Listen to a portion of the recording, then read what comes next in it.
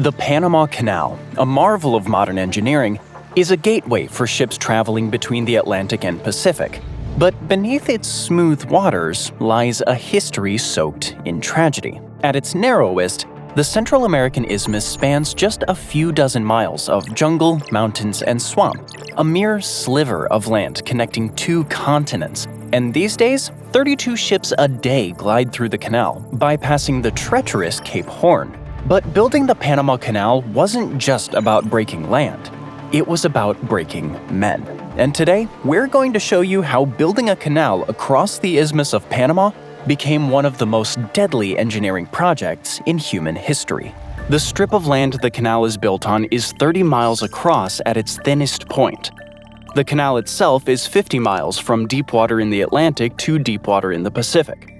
Fortunately, to build the Panama Canal, engineers didn't have to start from scratch. The location of the canal coincides with the natural flow of the Chagres River. A key part of the canal's construction involved damming the Chagres to create a lake deep enough for massive boats to float through without running aground. This became Gatun Lake, which now takes up 160 square miles of flooded land. The original plans for the Panama Canal entailed digging into the earth 40 feet below sea level so the waters of the Atlantic and Pacific could mix.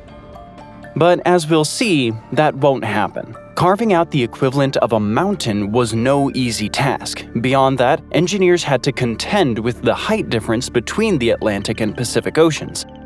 It sounds strange that one ocean would have a higher sea level than the other, but it comes from a combination of factors, including ocean currents, variations in temperature and salinity affecting water density, as well as the Earth's rotation influencing ocean circulation, all of which combined lead to the Pacific Ocean being about 40 centimeters higher than the Atlantic. This was a problem, especially when there was already a mountain between them. The task of building the Panama Canal was quite steep, almost exactly as steep as the two mountain ranges looming over the side of the future canal, the Tabasara Mountains and the Cordillera de San Blas.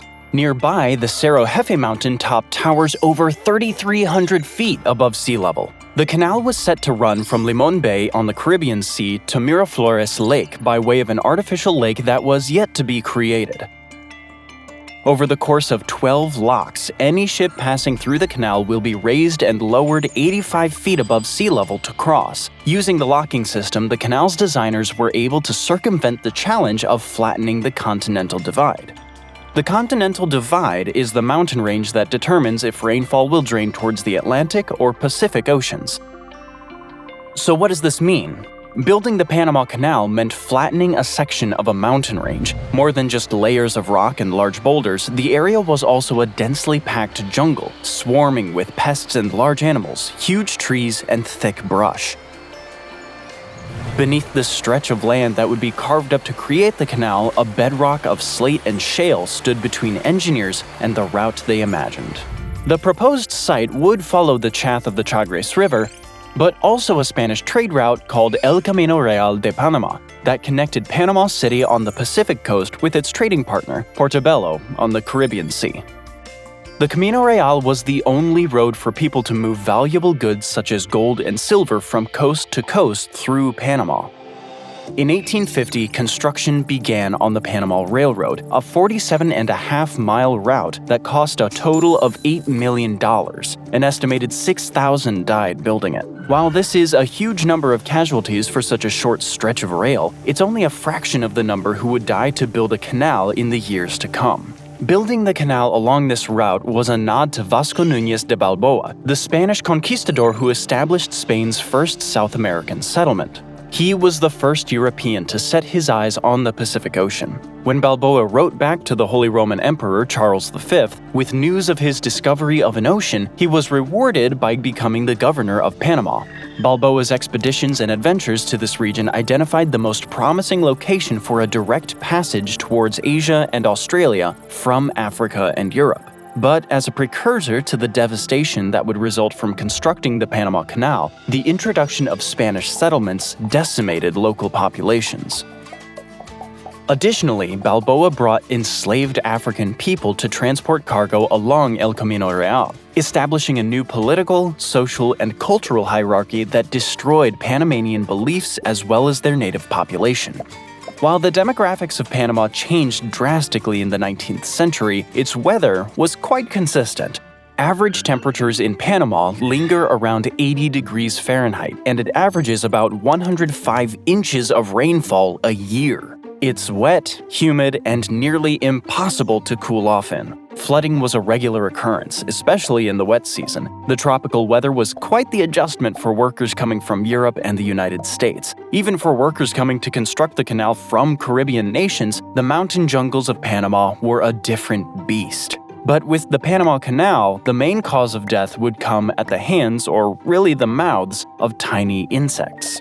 Today we know that infected mosquitoes transmit malaria parasites and the yellow fever virus when they bite people. But in the 1850s, people had no understanding of how these debilitating diseases were transmitted. Many medical professionals believed malaria was caused by something airborne coming out of marshes. Just take a look at the word's Italian roots: bad, mal, and air, aria. Yellow fever was also thought to be the product of humid air mixing with undrained soil. While they were onto something by noticing trends about humid environments and illnesses, they were way off in their understanding of how these diseases worked. Scientist Louis Pasteur had just proposed a theory that microbial germs caused disease, not things floating in the air or imbalances in bodily fluids. His theory became known as germ theory and informs how we think about cleanliness today. It revolutionized how scientists understood disease and gave them a blueprint for how to combat sickness. Another medical breakthrough in the time of the Panama Canal's construction happened when a French doctor made an astonishing discovery while treating patients for what was then called marsh fever. We now know this to be malaria. Dr. Alphonse Leveron was studying a blood sample from a sick patient. He wanted to understand what caused the disease at a biological level rather than just blaming the air. He was eager to understand the root of the disease, not only so he could better treat his patients who had it, but so people could avoid whatever was causing it. One day, he identified tiny wriggling forms swimming in the bit of blood he was examining. Leveron drew the connection that the moving dots in the infected blood mimicked the patterns he had seen in parasites, but it would be more than 20 years until scientists confidently recognized that those parasites he spotted were the same as those that were found in mosquitoes. Around the turn of the century, people realized that these insects actually transmitted those diseases. At that point, tens of thousands of workers had already made the trek to the thick jungles to work on the construction of the Panama Canal. Thousands had died from malaria and yellow fever by the time science could explain how the diseases were spreading. By the 1870s, central Panama had a few built-up cities populated by a combination of European expats and formerly enslaved people. Steam locomotives now frequented ports in Panama City, San Miguelito, and Colón. More and more attention was directed to the development of Central America, and in the middle of the age of imperialism, powerful countries from around the world began taking an interest in the potential of an interoceanic canal. The pipe dream that Vasco Núñez de Balboa had all those years ago seemed like something that could actually happen, given the recent breakthrough in Egypt. The Suez Canal, which cuts through the Isthmus of Suez in Egypt, wrapped up its 10-year construction project in 1869. It was a feat of engineering the likes of which the world had never before seen. Built across a 120-mile stretch of flat desert, it was a long but relatively straightforward build, the brainchild of Frenchman Ferdinand de Lesseps. Following the opening of the Suez Canal, fleets of steamships were trimming over 5,000 nautical miles off of trips from India to Europe. New ships were being designed that could carry larger cargoes for shorter distances. Trade was flourishing and port economies were booming. Of course, there was the huge human cost to build it, and while the numbers are hard to pin down, some estimates put the numbers of workers killed at over 100,000. But the everyday utility of the Suez Canal made it easy to look past the cholera outbreaks and deadly work conditions that the Suez Canal's 1.5 million construction workers faced. And despite the heavy casualties of the Suez construction, there was no hesitation when the idea arose of doing something similar in Central America. Led once again by de Lesseps, the French broke ground on the canal in 1881. He estimated construction would cost $132 million and take 12 years to complete. It was a fraction of the size of the Suez Canal, but because the terrain was so inhospitable, he estimated it would take longer. While he was right about that, his estimates about the cost, both financial and human, were very off. Just months after starting work on the canal, the first case of yellow fever was recorded, coinciding with the start of the wet season. Fortunately, with the huge scale of the Panama Canal project came a huge influx of money, and that money went straight towards a hospital. But even with plenty of hospital beds and nurses, mosquitoes were wreaking havoc on workers. To add fuel to the flames, these hospitals willingly surrounded themselves with little channels of water. These were made to discourage ants from attacking their vegetable gardens, but ultimately, they became hotspots for mosquito colonies. As insects of all kinds became a larger and larger problem, hospital staff implemented every tactic they could think of to address the problem. For some reason, they thought that placing water pans under bedposts would keep insects away. They were wrong. Yellow fever, malaria, and other pathogenic illnesses became known as the tropic fever. And tropic fever became known for wiping out thousands of workers on the Panama Canal. People would vomit black fluids from bleeding stomachs and turn yellow with jaundice. Whether on-site on this isthmus or reading news of the conditions thousands of miles away, everyone started to realize the dangers of working in the tropics. Contractors who feared for their own lives kept dropping out of the project to the frustration of Ferdinand de Lesseps. But even with regular leadership turnover, excavation projects continued. At its peak employment levels, the French employed more than 19,000 people, bringing in workers from Caribbean islands, primarily Jamaica. More and more people were being brought in, which meant that disease-carrying mosquitoes had more and more bodies to feed on. On top of that, a civil war broke out in the city of Colón. In early 1885, revolts broke out in response to the newly elected president. Revolutionaries opposed to the new government briefly took over Colón, a key port city for the shipping of materials to build the canal. Rebels attempted to take over a shipment of American weapons and kept the men who refused to hand over the weapons as hostages. A battle broke out between the rebels, and Panamanian troops and U.S. seamen fought to protect their own interests. Eventually, tensions settled, but not before a massive fire swept through the city, decimating infrastructure and leaving thousands of workers homeless. As years rolled on and the death toll rose, progress plateaued. As of July 1885, only about 1/10 of the estimated total de Lesseps projected had been excavated. The French team were over budget, underperforming, and responsible for what is estimated to be the deaths of nearly 20,000 people. As logistical, natural, and architectural difficulties challenged the progress of de Lesseps' design, he refused to adjust his vision for a sea-level canal. So, more cohorts of workers would roll in and less would return home. De Lesseps wanted the canal entirely at sea level, like what he had done with the Suez, but his ambition exceeded the ability of the technology he had and the labor force he was working with. Unless his dynamite could explode 10 times more forcibly or his workers developed a sudden immunity to tropic fever, the Panama Canal seemed doomed. In May of 1889, all activity on the isthmus ceased. The French had to abandon the project that was supposed to be a home run for them. Tropic fever, inadequate medicine, and a poor understanding of science are in some ways responsible for the steep death toll of the Panama Canal. But other factors relating to the intense nature of the construction project led to many accidents that would claim more lives. Even after control of the project switched hands to American engineers who implemented mosquito control measures, the Panama Canal would still go on to claim thousands more lives. When the U.S. took over the project in 1904, local Panamanian residents avoided participating in the building of the canal. They had witnessed the death that accompanied the first attempt to build the canal and wanted nothing to do with it. As a result, American and British contractors decided to import labor once again, primarily from the Antilles. Housing facilities were inadequate and food was sparse. At its busiest, up to 40,000 people were working on the canal at a given time. Generally, workers were contracted to 2-year stays. They would work for 4,500 hours over the course of their 2 years at a fixed rate of 10 cents per hour. A combination of language barriers, cultural differences, and racial animosity created social rifts between Americans, Panamanians, and Caribbean workers. When a crisis struck, be it an outbreak of disease or a tragic accident, these tensions only contributed to a deeper sense of unrest and frustration. But one notable shift that occurred after the Americans took over was the death toll linked to mosquito-borne diseases. When they took over the project, some people at the time jokingly considered yellow fever to be the first mountain to be removed. This made light in some ways of the fact that the canal's mission was to decimate a mountain, but acknowledged that getting a handle on the insect problem was paramount to connecting the Atlantic and Pacific Oceans. U.S. authorities created the Isthmian Canal Commission to control the outbreak of yellow fever and malaria. By the time the 1900s came about, scientists were quite certain about the link between mosquito bites and the transmission of diseases. They set up a clear protocol for how to implement mosquito control. All pools in close proximity to houses and villages were drained. Brush and grass was cut to be less than a foot high.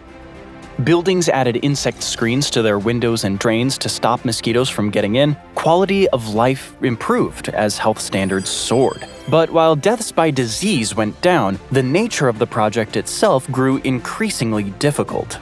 In 1909, accidents overtook disease as the leading cause of death. In some ways, this was an exciting milestone that was testament to the power of mosquito control and advances in science.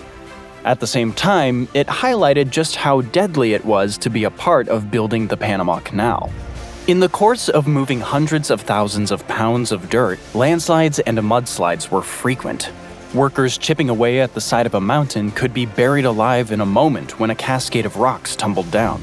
When the United States took over the Panama Canal's construction in 1904, they could build off the partially excavated ditch the French had chipped away at. But they needed a new plan if they wanted to have anything more than dirt. 240 million cubic yards of rock and dirt were excavated under the Americans' command. With that many rocks to move, many people were injured, buried, and killed. Of the 56,000 workers employed between 1904 and 1913, the U.S. recorded that 5,855 canal workers were killed. The most deadly section of the Panama Canal's construction was the Culebra Cut.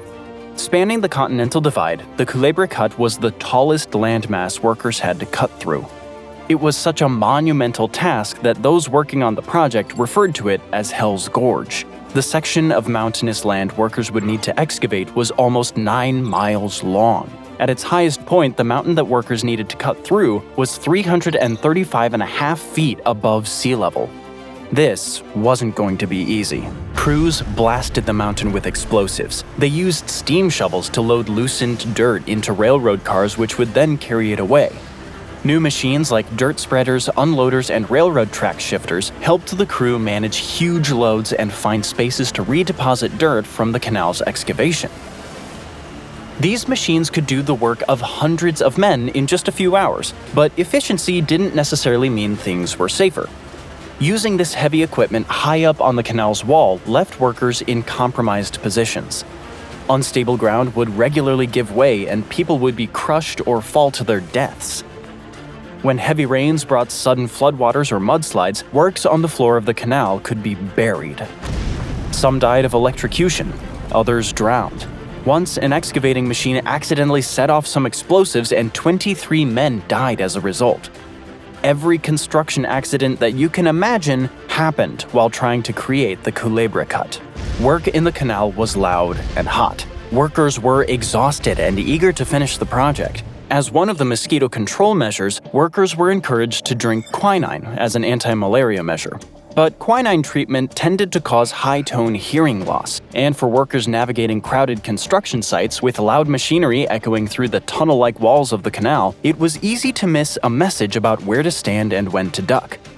The chaotic environment at the bottom of the canal lent itself to accidents. But work went on. With the final goal of creating a pass that was 300 feet wide and 45 feet deep, crews had to move a lot of dirt. It's estimated that over 60 million pounds of dynamite were used to make the Culebra Cut alone. Even with the temperatures soaring over 100 degrees, workers managed to lower the floor of the excavation site to within 40 feet of sea level. There's more to the Panama Canal than just its excavation. Construction of the Gatun Dam was essential for the Panama Canal's updated design. This earthen dam was a make-or-break feature of the canal. If it worked, it would create a man-made lake that would let boats pass the Continental Divide without having to level it to sea level. The plan was to dam the Gatun Lake at a height of 85 feet above sea level. To get boats up to the lake and lowered back down to sea level, engineers planned to use a series of locks to raise and lower ships. This way, they could use water control to push boats up higher rather than having to cut deeper into the unforgiving landscape. Construction of the locks began in 1909 and would wrap up in 1913 when work on the Culebra Cut and Gatun Dam also finished. A total of 46 gates keep sections of the canal at the proper height. To move a ship from one end of the canal to another, 52 million gallons of water are used. The exchange of water from one lock to the other takes a much smaller toll than the casualties that would have inevitably come about from trying to make the canal at sea level. Having control over the flow of water by using locks has proven to be useful for managing traffic through the canal.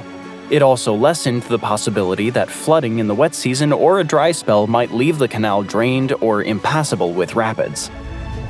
The canal's construction not only changed the geography of the Isthmus of Panama, but also changed trade routes, balances of power between nations, and how humans approach nature. Over the course of the 30 years that it was built, machinery improved, engineering advanced, and we learned how to control previously unknown diseases. Once it was constructed, the Panama Canal was considered a triumph of the tropics, but it came at quite a high price of 25,000 human lives. If you're interested in more stories of doomed construction projects, check out The Real Reason Why Italy's Plan to Build a Bridge to Sicily Won't Work, or The Real Reason There Is No Bridge Between Russia and Alaska. Thanks for watching.